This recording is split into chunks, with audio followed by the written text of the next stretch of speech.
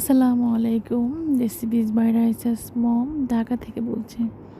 আজ আপনাদের মাঝে নিয়ে এলাম ফিশ বারবিকিউ রেসিপি।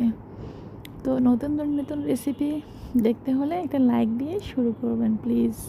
প্রতিদিনের মতো একটা লাইক চেয়ে নিচ্ছি আপনাদের মাছ থেকে।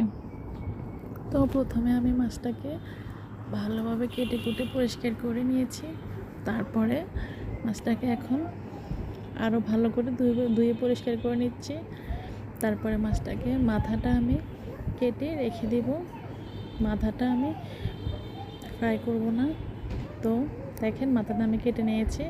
তারই সাথে আমি ছুরি দিয়ে মাছটাকে একটু কেটে কেচে দিয়েছি, যেন মশলাগুলো মাছের ভিতরে যেন সহজেই ঢুকতে পারে। ম্যারিনেট করে রাখবো যে তখন যেন মাছের ভিতরে মশলাটা যেন সহজেই ঢুকে যায়, তাই আমি দুই পাশে কেটে নিয়েছি।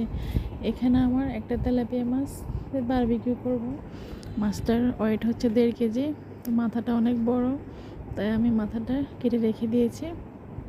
আমি চুলাই করব না, আমি বারবিকিউটা করব যে এয়ার ফ্রাইতে আমি মাছটাকে বারবিকিউ করব। আপনারা দেখলে বুঝতে পারবেন। চুলাই করব না, চুলাই করলে মশলাগুলো পুড়ে যায়, তাই আমি এয়ার ফ্রাইতে মাছটাকে বারবিকিউ করে নেব। তো দেখতেই থাকেন। দেখতে দেখতে যদি আজকে তেলাপিয়া মাছের বারবিকিউ রেসিপি যদি ভালো লেগে যায় কোনো অংশে, তাহলে আমার ছোট্ট চ্যানেলটি সাবস্ক্রাইব করে আমার পাশেই থাকবেন। পাশে থাকা বেল আইকনের অপশনটি প্রেস করে রাখবেন, অল অপশন করে রাখবেন। যখনই আমি নতুন করে রেসিপি আপলোড করব ভিডিও, আপনাদের মোবাইলে সবার আগে নোটিফিকেশান পৌঁছে যাবে। আপনারা চাইলে আপনাদের সময় সুযোগ অনুযায়ী দেখে নিতে পারবেন। তো আমার আপনাদের সাথে কথা বলতে বলতে আমার মাছটাকে কেটে ধুয়ে ভালোভাবে একদম ক্লিন করা হয়ে গেছে। এখন আমি এখানে একটা পিসে সব ধরনের মশলার উপকরণ নিয়ে নিয়েছি। তো এগুলো দিয়ে মাছটাকে এখন ম্যারিনেট করে রাখবো। তা আমি প্রথমে এখানে নিয়েছি মরিচ গুঁড়া 1 চামচ, তারপর হলুদ গুঁড়া 1 চামচ, জিরার গুঁড়া 1 চামচ, ধনিয়ার গুঁড়া 1/2 চামচ, তারপরে আমি ফিশ বারবিকিউ মশলা নিয়েছি 1 চামচ। তারই সাথে আমি নিয়েছি লবণ 1 চামচ। তো সব ধরনের শুকনো মশলাকে আমি এভাবে মাছের গায়ে একদম এখানে ভালোভাবে দুই পাশে লাগিয়ে দিয়ে তারপরে হাত দিয়ে পেটের ভিতরেও আমি এখানে দিয়ে দিচ্ছি। আপনারা দেখলেই বুঝতে পারবেন। তারপরে আমি এখানে অ্যাড করব লেবুটা দিলেই মাছের টেস্টটা বেড়ে যায়। আপনারা এভাবে লেবুটা দিবেন, অবশ্যই লেবুটা স্কিপ করবেন না। 1 পিস এখানে লেবু দিয়ে দিচ্ছি, একদম ভালোভাবে চিপে লেবুর রসটা আমি মাছের এপিট ওপিট 2 পিঠেই দিয়ে দিব। আপনারা দেখলেই বুঝতে পারবেন। তারপর আমি এখানে সয়া সস দেব, তার সাথে আমি এখানে টমেটো সস দেব। তো দেখলেই বুঝতে পারবেন, এত সহজেই খুব অল্প সময়ে ফিশ বারবিকিউটা আমি করে নিচ্ছি। আপনারা দেখলেই বুঝতে পারতেছেন। স্কিপ করে দেখেন, খুব সহজেই তৈরি করে নিচ্ছে। আপনারা চাইলে যে কোনো সময় যে কোনো মুহূর্তে বাসায় তৈরি করতে পারবেন। বড়রা এবং ছোটরা সবাই খেতে খুবই পছন্দ করে এই ফিশ বারবিকিউটা। তো আমি টমেটো সস দিয়ে দিলাম এখানে 3 টেবিল চামচ পরিমাণে, দিয়ে দুই পাশে মাছের উপরে একদম নিচের অংশে পেটের ভিতরে এবং হাত দিয়ে সবগুলোতে আমি লাগিয়ে দিয়েছি। তার সাথে আমি এখানে সয়া সস দিয়ে দিলাম 2 টেবিল চামচ। তো এগুলাকে আমি ভালোভাবে একদম খুব স্মুথভাবে আস্তে আস্তে মাছের পেটের ভিতরে আমি দিয়ে দিচ্ছি। মাছের উপরে যে কাটছি ছুরি দিয়ে, ওগুলোর ভিতরে আঙুল দিয়ে মশলাটা ঢুকিয়ে দিচ্ছি। তারপর আমি এখানে আধা ঘন্টা রেস্টে রাখবো। আপনারা চাইলে সারা রাত কিন্তু 2-3 ঘন্টাও রাখতে পারেন। আমার হাতে সময় কম ছিল, আমি হঠাৎ রেসিপি বানানোর জন্য এটাকে আমি তাড়াতাড়ি করে নিয়েছি। তবে আমি এয়ার ফ্রায়ারে করছি, তো তাই একদম অনেক নরম সফট হয়েছে, মশলাগুলোও ঢুকেছে। যেভাবে করেছি আপনারা দেখলেই বুঝতে পারবেন। এখন আমি দিয়ে দিচ্ছি সরিষার তেল 2 টেবিল চামচ ফ্লেভারের জন্য এবং স্বাদের জন্য। তো সরিষাটা দিলে স্বাদটাও বেড়ে যায়, ফ্লেভারটাও ভালো আসে, তাই সরিষার তেলটা অ্যাড করেছি এখানে 3 টেবিল চামচ। মাছের দুই পাশে আমি সরিষার তেল ঢেলে এবং ভালোভাবে নেড়ে ছেড়ে মিশিয়ে দিয়েছি।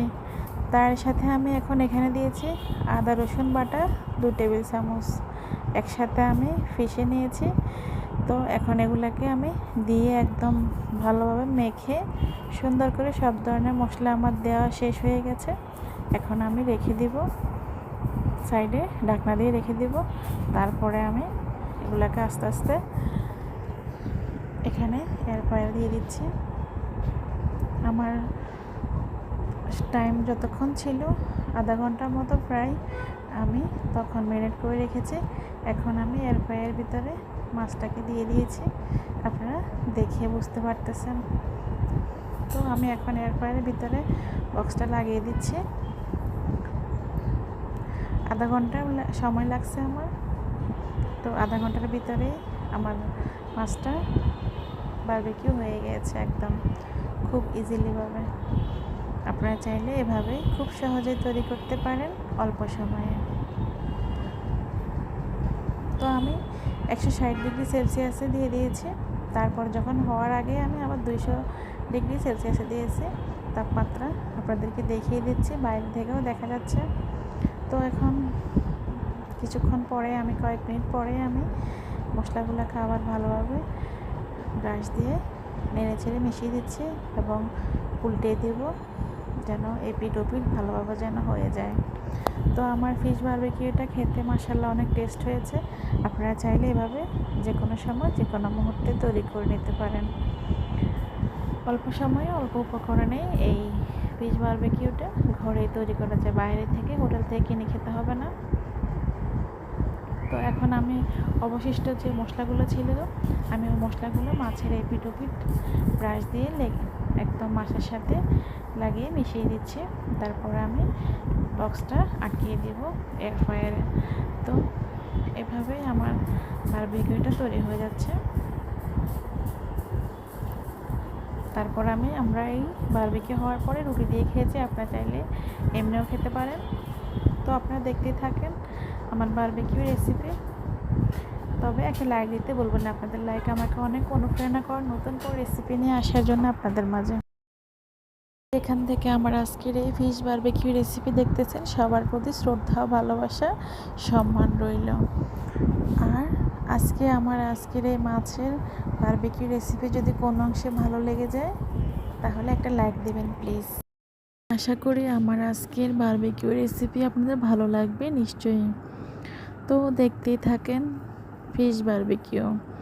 আমার বারবিকিউটা একদম অলমোস্ট রেডি হয়ে গেছে, অনেক নরম সফট তুলতুলে হয়ে গেছে, মুখে দিলেই মিলিয়ে গেছে, খুবই টেস্ট হয়েছে, আপনারা দেখলেই বুঝতে পারবেন। তো আমি লাস্ট পর্যায়ে 200 ডিগ্রি সেলসিয়াস দিয়েছি তাপমাত্রা। তো এখন বারবিকিউটা রেডি, দেখলে বুঝতে পারেন। এখন পরিবেশনের পালা, খাওয়ার পালা, আপনারা দেখতেই থাকেন। মাশাআল্লাহ বারবিকিউটা অনেক নরম সফট হয়েছে, খুবই জুসি হয়েছে, খুব টেস্ট হয়েছে মাশাআল্লাহ। আপনারা চাইলে এভাবে তৈরি করতে পারেন। দেখতে যেমন লোভনীয় হয়েছে, খেতেও দ্বিগুণ টেস্ট হয়েছে। তো আল্লাহ হাফেজ, এখানে বিদায় নিচ্ছি, দেখতেই থাকেন। আসসালামু আলাইকুম।